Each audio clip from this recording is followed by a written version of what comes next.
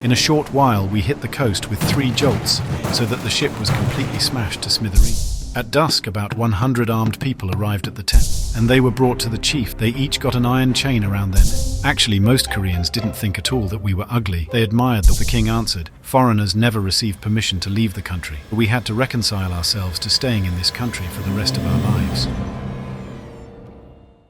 After we were sent, by order of the Governor-General and the Council of the Indies, we went with the yacht the Spurwer and hoisted sail at June 18, 1653 from Batavia, with destination Taiwan. One of the passengers aboard was Mr. Cornelis Caesar, who would relieve Mr. Nikolai Verberg as Governor of Taiwan. After a prosperous journey, the yacht arrived on July 16th in the roadstead of Taiwan, where Mr. Caesar disembarked and the cargo was unloaded. At July 30th, the yacht left by order from the governor and the council from Taiwan to Japan to continue our journey in the name of God. On the last day of July, the weather was beautiful, but in the evening there was a storm coming up from the coast of Formosa, which increased in the course of the night. On the 1st of August, we were at dawn break in the neighborhood of a small island. We tried our best to drop our anchor behind this island to find a little bit of shelter. Eventually, we succeeded with a lot of danger to do so. But we could only pay out the anchor rope a little because behind us was a big reef, on which the surf ranted and raved heavily. The skipper discovered this island purely by chance. Luckily, he was looking out of the window from the back of the ship, or we would have stranded on the island and would have lost the ship. Because it was very dark, we saw later that we were scarcely a musket shot away from it. When it brightened up, we saw that we were close to the coast of China. We could see troops of fully armed Chinese parade on the beach. They were hoping our ship would strand. With the help of the Almighty, this was not to happen. On that day, the storm didn't decrease but increased, and we stayed anchored that day as well as the following night. At August 2nd, the weather was very calm. The Chinese still showed up in big numbers. It appeared as they were waiting for us like hungry wolves. We also had quite some problems with our anchor and the ropes, so we decided, in order to prevent more problems, to raise the anchor and set sail. In that way, we wouldn't see them anymore, and we could get away from the coast. That day and the following one we had very little wind. From the 4th till the 11th we had a lot of quiet and calm weather, and we drifted between the coast of China and Formosa. At August 11th we were faced again with a fierce wind coming from the southeast, so we set course in the direction east-northeast-east. From the 12th till the 14th the weather became worse and worse with a lot of wind and rain, so we could sometimes hoist the sails, but also sometimes we couldn't.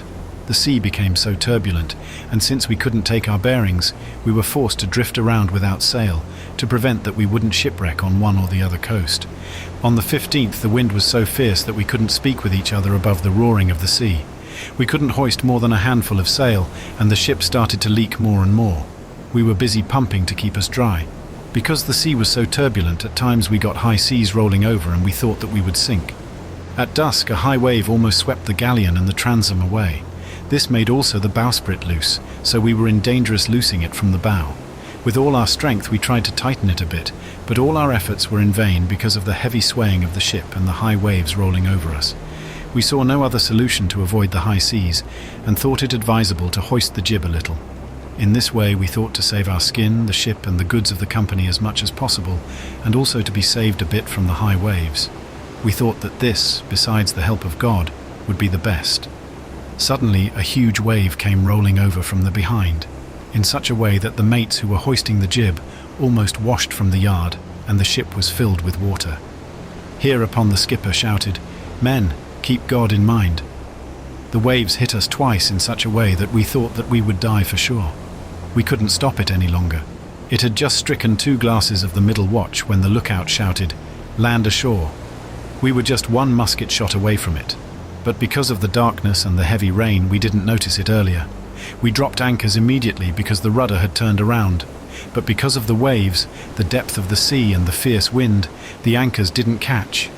In a short while, we hit the coast with 3 jolts, so that the ship was completely smashed to smithereens. Of the ones who were below decks in their bunks, several had no chance to come up to save their skin, the last thing they could do. Some of the ones on deck jumped overboard. Others were swept hither and thither by the waves. When we reached the coast, we were with 15 men, most of us naked and heavily wounded. Initially, we thought that no more were able to salvage their lives, but sitting on the rocks, we still heard the moaning of the people still in the wreckage. But we couldn't find anyone in the dark. nor help them. On the 16th, at the crack of dawn, the ones who could still move reasonably walked along the beach and shouted to see if more had come ashore. Here and there a few of them appeared. It seemed that there were only 36 men left, of which most of them, as said before, were considerably wounded. We looked in the wreck. We found a man there who was jammed between two big beams. We freed him immediately. After 3 hours he died, since his body was very seriously flattened out. We looked at each other sadly, seeing that in less than 15 minutes a beautiful ship smashed to smithereens, and that we were reduced from 64 souls to 36 in less than 15 minutes. We searched immediately to see if any corpses had been washed ashore. We found skipper Reinier Egberse from Amsterdam around 18 meters from the waterline, with his one arm under his head. We buried him immediately, as well as the 7 sailors we found dead hither and thither. We also looked for food which possibly had washed ashore. Since the last 2 or 3 days we had only eaten little because the cook couldn't cook, as a result of the bad weather. We only found a bag with flour, a barrel which was filled with meat, and also a barrel with some bacon. Further, a small casket with sweet Spanish wine. The last thing coming in useful for the wounded. What we needed most was fire. Because we saw no living soul, we thought we were on a deserted island. At around noon, when the rain and wind calmed down, we brought so many things ashore that we made a tent from some pieces of sail. At the 17th, being together in misery, we looked around us to see if there were no people who could help us, hoping they were Japanders. In this way, we could get back in our country. There was no other solution, since the boat was splintered and beyond repair. It was before noon, when we saw in the distance a human being at around a cannon shot's distance away from our tent. We beckoned him, but as soon as he saw us, he took to his heels. Shortly after noon, another 3 people came at a musket shot's distance from our tent, but they didn't want to understand what we signaled it and did. At the end, one of us was so brave to walk to them to present him his gun, and eventually received fire which we needed so dearly. They were dressed like Chinese, but had hats made of horsehair. We were very afraid about that because we thought we had ended up in a nest of pirates or amongst banned Chinese. At dusk, about 100 armed people arrived at the tent. They counted us and kept watch during the night around the tent. In the morning of the 18th, they were putting up a big tent. At noon, 1,000 or 2,000 men appeared, partly horsemen, partly foot soldiers. They made up their camp around our hour, and once they were lined up, they took hold of the bookkeeper, the head coxswain, the petty officer, and the cabin boy, and they were brought to the chief at a musket shot's distance. They each got an iron chain around their neck which had a bell attached to it, like we do in Holland with the sheep. They were forced to crawl on hands and knees onto the commander, where they were pushed with their faces against the ground. With that, the warriors shouted so deafening that the shivers ran us on our body. Our companions, who remained in or near the tent, when they heard and saw this, said to each other, "Our officers will be killed first and we will follow suit." After we had lain in this way for a while, they made our mates clear that they were allowed to sit on their knees. The commander asked us some questions, but they couldn't understand him. Our people pointed and motioned to them that we wanted to go to Nagasaki in Japan, but it was all in vain, because they didn't understand each other. They didn't know the word Japan, since they call the country Jinar or Jijpon. The lieutenant colonel had poured them a cup of soju and had them send back to the tent. After about an hour, they brought us small portions in water-boiled rice. They thought that we were starved, so that bigger portions might do us harm. After noon, a number of men approached us with ropes, which frightened us tremendously, because we thought they would tie us and kill us. But with a lot of noise, they went to the wreck to bring the things, which were still all right, on the land. At night, they gave us a little bit of rice to eat. At noon, our coxswain had taken the latitude and found that we were at Quelpert's Island, at 33 degrees and 32 minutes latitude. On the 19th, they were still busy to bring things on the land and dry it. Wood in which there was any iron was burned. Our officers went to the lieutenant colonel and an admiral of the island who had come there as well. They offered both a binocular and also brought them also a jar of wine and a silver plate from the company which we had found between the rocks. It seemed they liked the wine, because they drank that much that they became very cheerful, and send our people back to the tent after they had shown and proved all friendship. They also gave the plate back. On the 20th, they set the ship on fire and the rest of the wood to get the ironwork out of it. While it burned, the 2 cannons, which were loaded with powder, went off. Both the officers and the soldiers fled away, but they came back soon. With gestures, they asked us if more would go off, but we made them clear that such wouldn't happen. They continued immediately to work and brought us some food twice a day. On the 21st, the commander had some of us come and made us clear to bring him the goods we still had in our tent, so they could be sealed. We did this, and it was sealed in our presence. While our people were still sitting there, some thieves who had stolen during the salvage of the wreck, some furs, iron and the like, which were tied on their back, were taken before him. They were punished in our presence as indication that they didn't want to separate from the goods. They hit them under the balls of their feet with sticks of about a fathom's length and as thick as an average boy's arm. They did that so hard that with some of them their toes fell off their feet. Each received 30 to 40 blows. That afternoon they motioned us that we were to leave. Those who were still able to ride received a horse, and those who could not ride because of the injuries were transported in hammocks. After the noon we left, well guarded by horsemen and foot soldiers. After we had eaten something, they brought us to a house to sleep, but it looked more like a stable for horses than like an inn or a place to sleep. In the afternoon, we reached the city Jeju City, where the residence of the governor of the island was. Having arrived there, we were brought on a field straight in front, a city hall or government building, and we got to drink a mug of rice water. We thought that this would be our last drink and that we would die a certain death. It was terrible to see, like they stood there with around 3,000 armed men with their guns. They were dressed in the way of the Chinese or Japanders. We had never seen or heard something like this. Immediately, the bookkeeper and the 3 previously mentioned persons were taken in the previously mentioned manner in front of the governor and were thrown down. After they had lain there for a while, did he shout and motioned that they had to come on a big platform in the city hall. There he was, like a king, and seated along his side, he motioned and asked where we came from and where to we wanted to go. We repeated and motioned as well as we could that we wanted to go to Nagasaki in Japan. Hereupon he nodded the head, and it appeared that he could understand something of it. In the same way, the rest of our people were brought to His Excellency in groups of 4 and questioned in the same way. We did our best to indicate what our answers were. Like before, we couldn't understand each other. As it seemed later, the governor was a good and wise man. He was about 70 years old and came from the king's city, and at the court they held him in high esteem. He motioned us that he would write a letter to the king to await orders what he should do with us. Since the answer of the king could not be expected soon, because the letter had to for 12 to 13 miles by sea and another 70 by land, we asked the governor to give us every now and then some meat or some other side dishes, because from rice with water and salt we couldn't stay alive. We also asked permission to stroll around a little bit and to wash our bodies and clothes, which we didn't have very much anymore, and that we were allowed to go out at turns of 6 men, which was granted immediately. He had us come often to ask us, both in their as in our language, questions therefore we could gradually communicate with each other, though in a crooked and broken way. He sometimes had parties or other entertainment organized, so that we wouldn't be too sad, and tried to encourage us daily by suggesting we could leave for Nagasaki as soon as the answer of the king came in.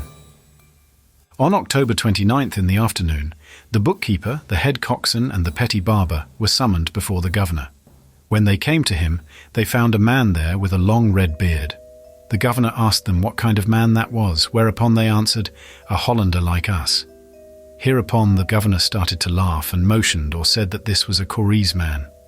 After a lot of talking and motioning on both sides, the man who had been silent thus far asked in very crooked Dutch what kind of people we were and where we came from.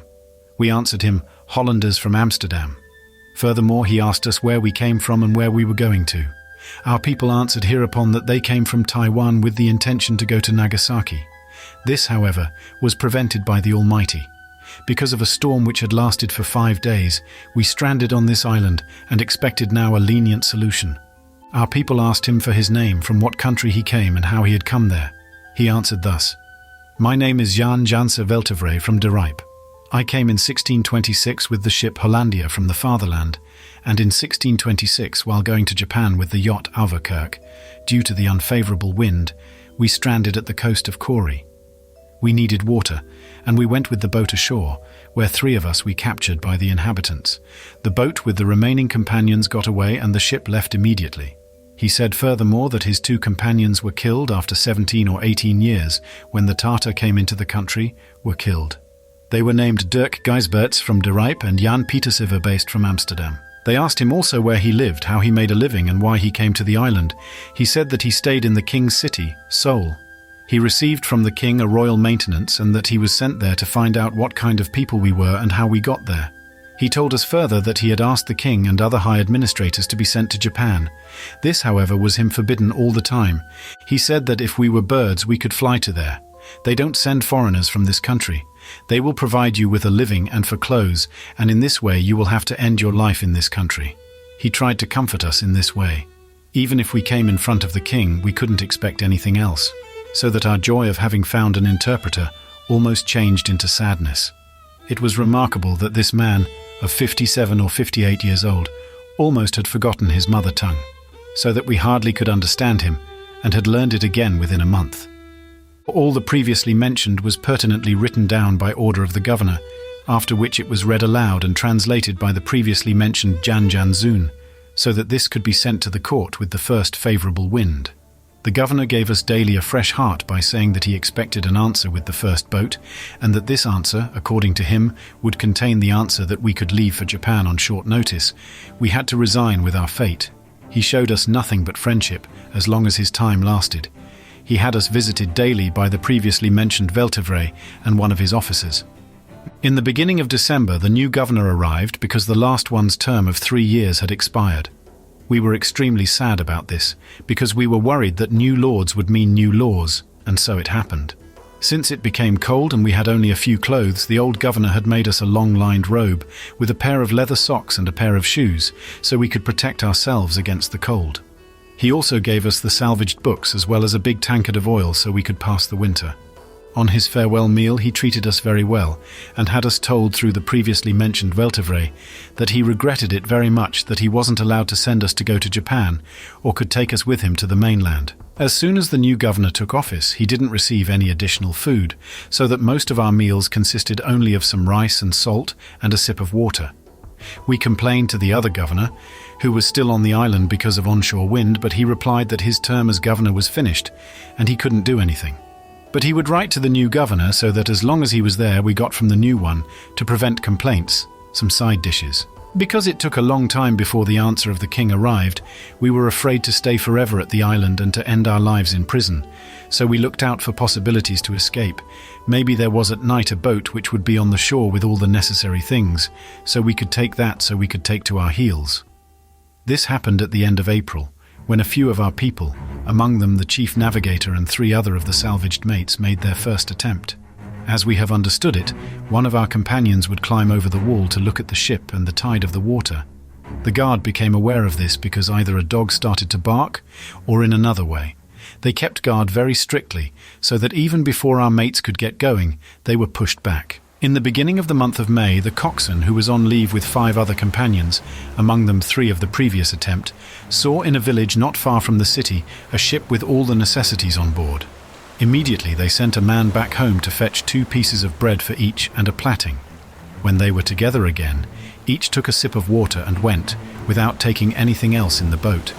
They pulled this over a sandbank in the presence of some villagers who watched very surprised, not knowing what to do. Eventually, one of the villagers entered his house and took a musket and followed those in the boat, wading through the water. They came offshore except the one who couldn't get into the boat since he loosened the hawsers and therefore he chose the shore. The ones in the boat hoisted sail, but because they couldn't handle the rigging very well, the mast with the sail fell overboard. With a lot of effort they managed to erect the mast again. When they had tied the sail with the plaiting to the mast and the thwart, the pin with which the mast is fixed broke, so the mast with the sail fell again overboard. They couldn't erect it anymore and drifted therefore back ashore. Some villagers, who saw this, went immediately after them with another boat. Having arrived there, our mates jumped unexpectedly into the other ship, and even though the villagers were armed, they were of the opinion that they could throw them overboard. This ship, however, was almost full with water and wasn't seaworthy, so they sailed all together back ashore. They were taken before the governor.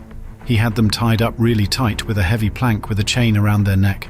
One hand was nailed by means of a clamp against the plank, and they were thrown in front of him. The others were also fetched from the house in which they were imprisoned. They were also tied very well and were also brought before the governor. There we saw our mates lying in a deplorable situation. The governor had them questioned whether they did this without the knowledge of the others. They answered that this happened without the knowledge, if the others to advance, that the others would not be burdened and their mates would not be punished. To that the governor asked what they had planned. They answered that they wanted to go to Japan, whereupon the governor asked if they thought this could be done with such a small boat and without water and so little bread. They answered that they thought it was better to die fast than to die a lingering death. He had them untied and had each given 25 blows on the bare buttocks with a stick, which is about 1 fathom long and a finger thick at the bottom and round on the top. As a result, they had to stay in bed for about a month. Additionally, we were not allowed to go out and were strictly guarded day and night. At the end of May, the long-expected message from the king arrived. To our sadness, we had to come to the court. That changed into joy, because we were to be released from our prison. 6 or 7 days later, we were divided over 4 junks and with both our legs and a hand locked in a block, because they worried that we run off one or the other ship. We were then freed from the junks and brought ashore. There we were strictly guarded by the soldiers. The other day we got horses and rode to a city called Hainem, where we joined at night all 36 together, and to prevent difficulties and punishment from those who were in charge, the junks moored at different places. The next day, after we had eaten something, we were on horseback again, and came at night in a city called Iham, Yongam. At night, gunman Paulus Jansakul from Permanent died there. He had never been healthy since the loss of the ship. By order of the city governor, he was buried in our presence. From the grave, we moved on to a city called Naju. After we had travelled like this for several days and stayed the night at several cities and villages, we finally reached a river as wide as the Meuse near Dordrecht. We crossed this river, after which we arrived 1 mile further at a big walled city. This is Seoul, the residence of the king. All of us were accommodated in a house where we stayed 2 or 3 days. Then we were accommodated with 2, 3 or 4 men at Chinese fugitives who lived in Seoul. This was hardly done, or we were summoned before the king, who asked us through the before-mentioned Jan Janse Veltevre all kind of questions. We answered these questions in the best way we could and accordingly requested passionately to let us leave to Japan. We reminded him that we lost our ship because of a storm, with which we almost lost half of our companions. That we found ourselves in a foreign country, far away from hearth and home, and we longed heavily to be reunited with our parents, wives, children, friends, and next of kin. Upon this the king answered, again through Weltevre, that this was not the custom of the country. Foreigners never received permission to leave the country, so we had to reconcile ourselves to staying in this country for the rest of our lives. To the custom of the country, he invited us accordingly to amuse him with dancing, singing, and clownish behavior. Though we fulfilled this obligation with little talent and as little enthusiasm, our performance was to the liking of the king and his court. After we had been treated in the way of the country, each of us received 2 pieces of linen, so we could dress ourselves according to the customs of the country. Then we were brought back to the houses in which we were accommodated. The next day we were summoned at the commander-in-chief, who told us through Veltevre that it had pleased the king to draft us as his bodyguards. We would receive a monthly allowance of about 70 ounces of rice each. We were daily invited to appear for several great men, because both men and their wives as well as their children were curious to see us, because the rumour had been spread that we looked more like monsters than like human creatures. It was being said that when we wanted to drink we had to put our noses behind our ears, and that our heads were best to be compared to the head of a sea cow. A closer acquaintance with us was a disappointment for most of them, because we didn't look that monstrously as one had expected, or maybe even hoped. Actually, most Koreans didn't think at all that we were ugly. They admired the whiteness of our skin. The possession of it is being regarded at as something desirable. In the beginning, we couldn't show ourselves on the street, or a crowd was following us, or people were surrounding us and were gaping at us. On the island Quelpert, we were much less hindered by that, though we also attracted a great deal of attention. It came thus far that, at a certain night, the mob broke into our bedrooms in order to drag us, against our will, outside, and made fun out of us. We lodged a complaint at our commander about this. He forbid anybody to harass us in any way. From that moment on, we could move around freely, without causing the gathering of a crowd. In the month of August, the envoy of the Tartars came to Seoul to collect the taxation which was laid upon the Korean nation. During his visit, we were banned by the king out of the city and accommodated in a fortress. The fortress is also being used as a residence for the highest spiritual leaders of the nation. The name of this fortress was Namansansong. We stayed here from the 2nd till the 3rd of September, the day the Tartarian envoy left again. In March 1655, the Tartarian envoy came again to Seoul. During his stay, we were kept under house arrest. But on the day that, as far as we knew, the envoy would leave, Hendrick Janse from Amsterdam and Hendrick Janse Bos from Haarlem claimed that they were completely without firewood. They got permission to go to the wood, but instead they went to the road where the envoy would pass. When the envoy approached, surrounded by some 100 horsemen, they broke through the cordon and grabbed the horse of the envoy at his reins. Hastily they undressed their Korean outer garment and showed the Dutch clothes they were wearing underneath. This caused an enormous commotion. The frightened envoy asked what this was supposed to mean, at which the two shouted that they were Hollanders who were kept in Korea against their will. Unfortunately, the envoy didn't understand anything of what they shouted. The Koreans who accompanied him were neither willing to clarify him anything. They claimed not to understand it either. After that, the Tartarian envoy requested to take the coxswain to his house where he would spend the night, and the envoy would take care of an interpreter. So it happened. In the meantime, the other Hollanders were dragged out of their houses and brought in front of the Crown Council.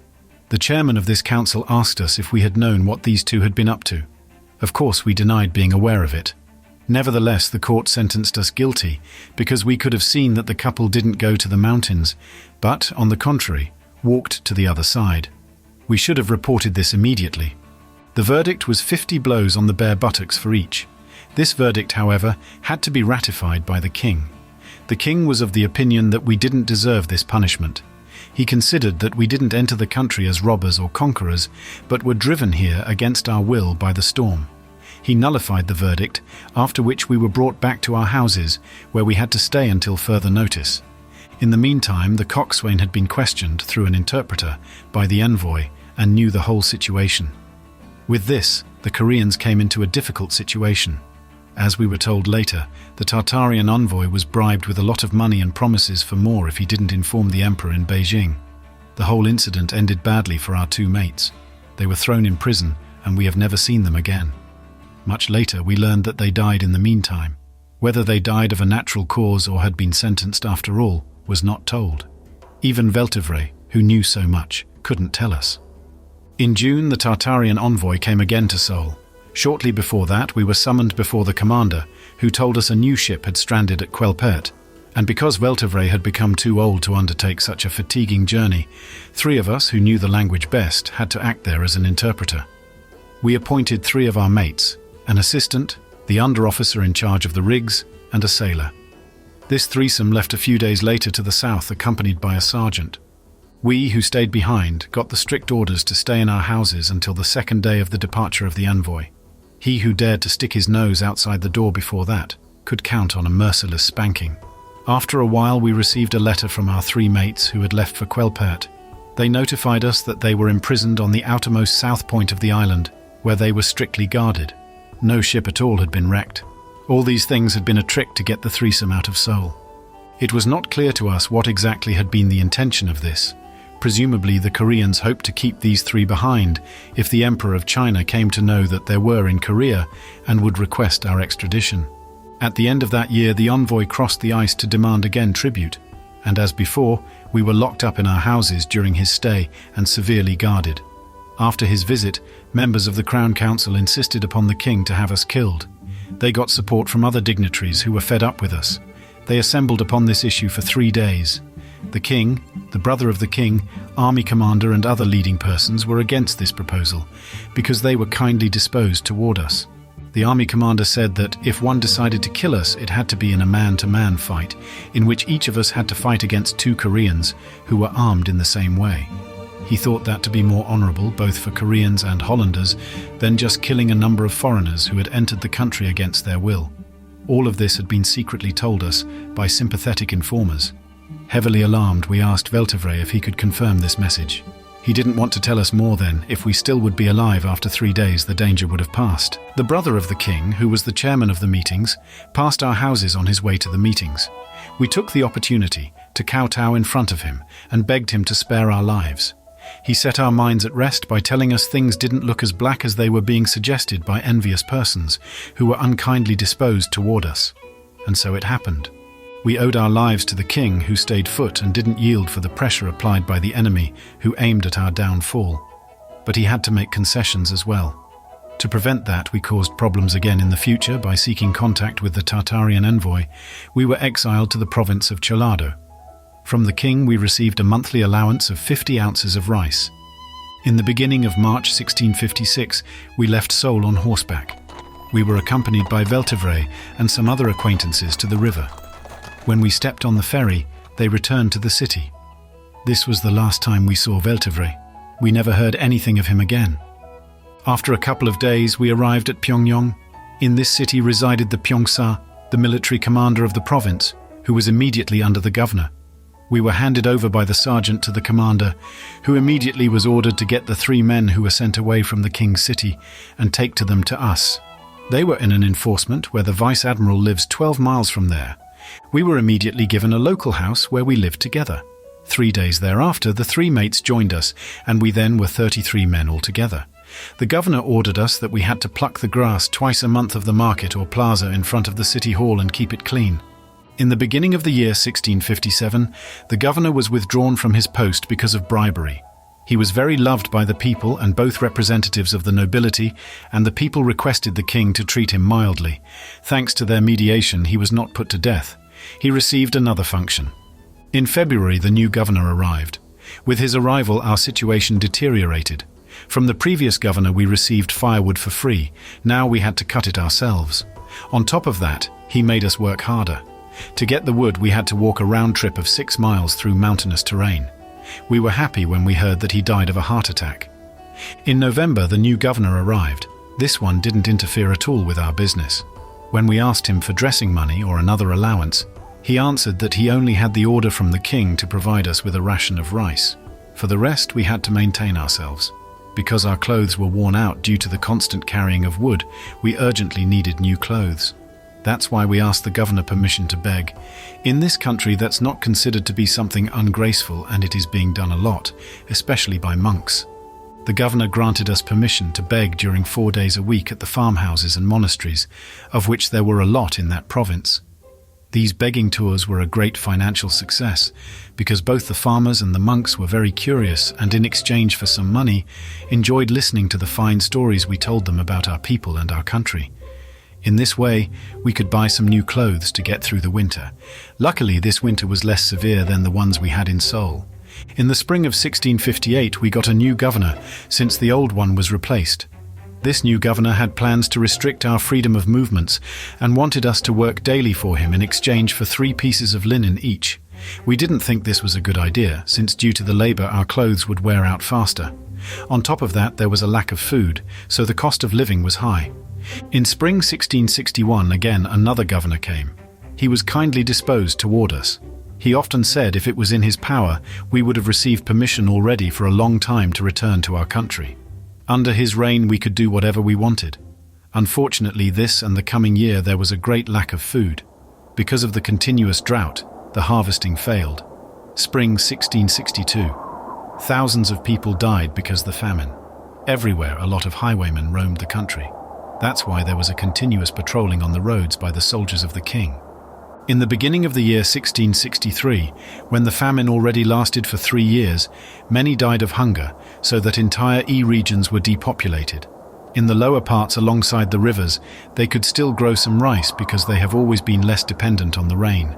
If that would not have been the case, the whole population would practically die out. At a certain moment, the governor was not able to provide us our monthly ration of rice. That's why he wrote a letter to the king with the request to transfer us elsewhere. In February came the order to divide us to 3 cities. We were still with 22 men. From these, 12 went to Sejong, 5 to Suncheon, and also 5 to Namwon. We said goodbye beginning 1663 to the governor and thanked him for all the things he had done for us. Then we left for our different destinations. The evening of the same day, we arrived at Sejong, where we were handed over to the governor. He had us accommodated in a scarcely furnished house and provided us with the usual ration of rice. He seemed to us a friendly and good-humored man, but unfortunately, 2 days after our arrival, he left. 3 days later, a new governor arrived. He appeared to be an utter disaster for us. In summertime, he let us stand in the burning sun, and in wintertime from early morning till late at night in rain and hail. If the weather was beautiful, we did nothing else but cutting branches to make arrows with which the archers practiced, because it seemed to be an honor for each of the governors to have the best archers. He let us do other nasty jobs, about which we tell further on. This lasted until 1664. Then our governor was promoted to a higher position. His successor appeared to be much more lenient. He relieved us immediately from all our work obligations. We only needed, according to the original arrangement, to report ourselves twice a month. Further, we were obliged every time when we left to report this to his secretarial office, and also where we went so they could find us in case they needed us. We thanked God we were finally relieved from the miserable guy who had embittered our lives, and that his successor was so kindly disposed toward us. He invited us many a time at his home, where he gave us a warm reception with spice and drinks. He also wanted to know all kinds of things about our homeland. He sincerely pitied us and wondered why we didn't try to go to Japan. To this we answered that we didn't have the permission to do so, and on top of that we didn't have a suitable ship at our disposal. At which he remarked mischievously that in these coastal villages there were enough ships at our disposal. We assured him that we would never dare to make use of a ship which was not our property, because if we failed then, we would not only be punished for our attempt to escape, but also for theft. We said this to make him not suspicious.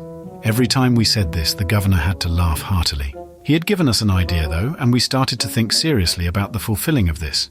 Everywhere we informed if there was no boat for sale with which we could go for fishing under the coast, but nobody wanted to sell us a boat. They had lived too long under the strict regime of the previous governor that they were very dutiful and were not easily willing to do something of which they would be blamed possibly later. In the meantime, one after the other governor succeeded each other. Some of them were kindly disposed toward us. Others begrudged us each privilege. One governor wanted us to stamp rice for him all day. The next one ordered us to twist 100 fathoms of rope for him. We didn't feel like doing slavery work for the rest of our lives.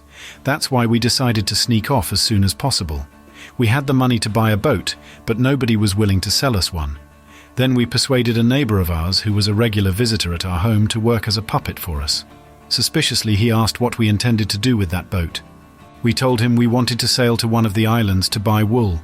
After we promised that we would share the profit, which we would make with the sale of the wool, he agreed and bought the next day a boat from a local fisherman. Almost things went wrong because the next day this fisherman saw that we were rigging the boat. He wanted to cancel the sale because he understood we wanted to escape with the boat. If the governor would find out that we escaped with his boat, then he would without doubt be killed. Probably he was right. That's why we advised him immediately after we had left to go to the governor and tell him the Hollanders had stolen his boat. The man started to doubt, and when we gave him all the Korean money we had, he yielded. We impressed upon him that he should not go to the governor too fast, because in that case we would possibly be overtaken by the war junks. If that would happen, we would appoint the fisherman as one of our accessories. We wanted to leave at the first quarter of the moon because then, most of the time, the weather is favorable. Since we were in a leap month, February. Coincidence was that 2 of our mates of the city Suncheon came to visit us, as we did visit each other more often. We told them about our plan, and they decided to join us. They were non-commissioned barber Matthias Eibocken and Cornelis Dirkse. Apart from those 2, we also wanted to bring a certain Jan Petersen, because he knew about navigating. One of our mates went hastily to Suncheon to fetch him. Unfortunately, it seemed he visited by coincidence the mates in Namwon, which is 15 miles further. This meant an extra stiff walk. After 2 days, both of them returned in Saison. The first mentioned mate had walked in those 4 days for about 50 miles. We decided to weigh the anchors the following day, September 4th, with the moon set, and before the low tide. In the meantime, our neighbors became more and more suspicious. We still had to bring all kinds of things aboard, and in order to do so, we had to climb over the city wall all the time. Such a thing naturally couldn't be done unnoticed. That's why we told our neighbors that we wanted to make a beach party. We did as if we were very gay and lighted a big fire at the beach. Naturally, a lot of people came to watch, but luckily one after the other left, as it became later and later. These fishermen get up early, and that's why they sleep early. When everybody was gone, we let the fire go out and waited until the moon completely disappeared behind the horizon. First, we sailed to an island right in front of the coast, because we wanted to take in some fresh water. Right alongside the island, we sailed to the open sea. Left in front of us, we saw the city shrouded in darkness with, in front of it, in the roadstead, some war junks. When we passed the island, we got the full wind in our sails, which we had hoisted in the meantime, and sailed quickly to the open sea. By means of the stars, we tried to sail a straight course in south-southeastern direction. When it became light, we saw a ship at the right of us. Its crew had noticed us in the meantime as well. They hailed us, but we didn't react to it and let the ship straight in the wind to make as much speed as possible. When we were far enough from them, we retook the right course, while we now used the rising sun as a beacon. So we sailed on all of that day. The weather was good and there was a firm breeze. We had agreed that we would sleep in turns, but that went to no avail. Everybody stayed wide awake. So we went into the second night. The sky was practically unclouded, and it was not really difficult to sail by means of the stars a straight course. We had cooking pots, firewood, rice and salt aboard, so we didn't have to starve.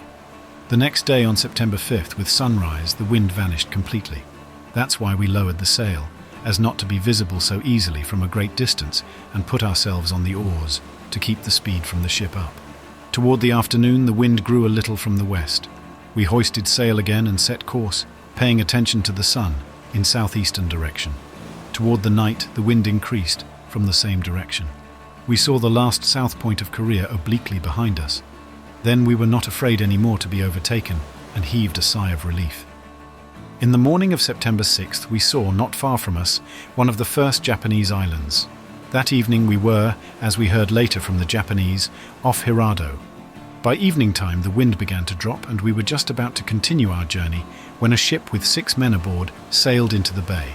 When we saw this, we hastily raised the anchor and hoisted the sail in order to get away fast. We would have been successful if we didn't have headwind. Besides, more ships entered the bay. That's why we lowered the sail and hoisted a small flag with the regimental colours of the Prince of Orange, an orange, white, blue flag, which we had made especially for that purpose. When the Japanese, because we understood that's what they were within shouting distance, we shouted in unison, "Holando, Nagasaki!" The ship, which entered as the first into the bay, came toward us.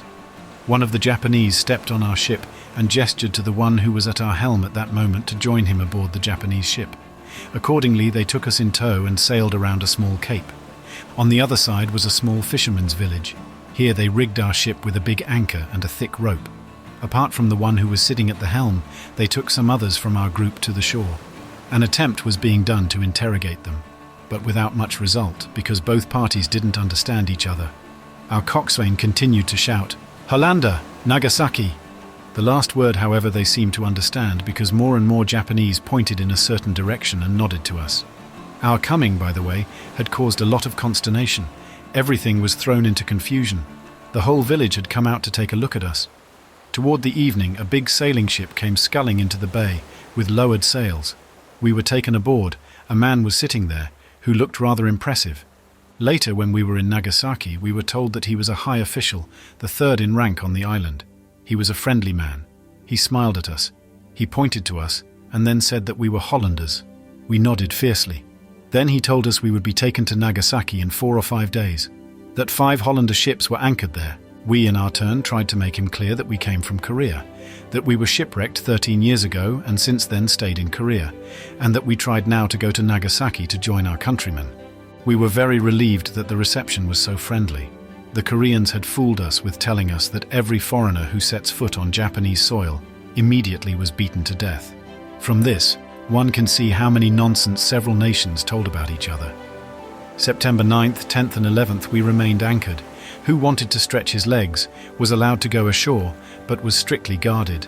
We received from the Japanese additionals water, firewood, and what we needed more. Because it started to rain, we received straw mats from them, with which we could make a little tent, so we could sit dry. On September 12th, everything was made ready for the trip to Nagasaki. In the afternoon, we lifted the anchor and we arrived by evening time on the other side of the island, where we dropped our anchor to spend the night. On the 13th, at sunrise, the earlier mentioned high official boarded the big sailing ship. He had some letters and goods with him, which were meant for the court of the emperor. Then we lifted our anchor. We were accompanied by 2 big and 2 small sailing ships. The 2 mates who were the first to be brought ashore were on board of one of the bigger ships. We saw them no earlier back then in Nagasaki. Toward the night we reached the Bay of Nagasaki, and at midnight we arrived in the roadstead. Because it was a clear night, we saw clearly the 5 Dutch ships from which they had told us. This was a touching moment. In the morning of the 14th we set foot ashore in Nagasaki, where we were welcomed by the interpreter of the VOC, who asked us 100 questions about our adventures. After we had told him our story, he admired the way that we escaped in such a small ship and made a dangerous journey over. to us unknown waters, to join us with our countrymen. Then we went over the bridge to the island of Deshima. Here we were welcomed by the chief, his lordship, Willem Volger, Mr. Nicholas de Rij, his replacement, and by a number of employees of the company. We received a warm welcome and were then provided with Dutch clothes. We hardly could believe that this was the end of a dangerous adventure, which lasted exactly 13 years and 28 days. We were grateful to the great Lord that he had listened to our prayers and rewarded our efforts with such a good ending. We spoke of our hope that the 8 mates who remained in Korea also would be liberated from their prison, and that they once could return to their country and people as well, that the Almighty Lord may help them with that.